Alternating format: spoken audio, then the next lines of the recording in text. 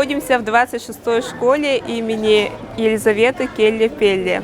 На торжественной линейке в честь 1 сентября соблюдаются все санитарные требования. Для безопасности детского здоровья участников линейки, первоклассников и выпускников разделили на 3 звена.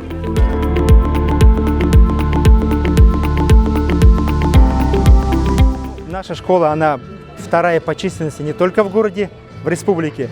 У нас учится порядка 1970 учащихся, у нас 61 классокомплект. В этом году мы приняли 5 первых классов, 180 первоклассников у нас в этом году. Мы очень рады, что учеба начинается в традиционном очном формате. И вот мы просто надеемся, что все ограничительные меры, которые были вызваны с пандемией, они останутся в прошлом, позади. Но тем не менее будем соблюдать все меры предосторожности, которые обязаны соблюдать в соответствии с рекомендацией Роспотребнадзора.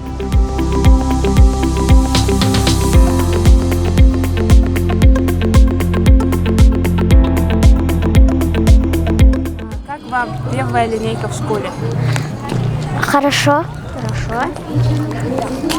А в какой класс поступили? Я первый, я второй. А ты уже посмотрела линейку? Как тебе линейка? Хороший. А что больше всего понравилось? Шарики. Вы сейчас будете выпускать их в небо, да? Не, я не хочу, мне жалко.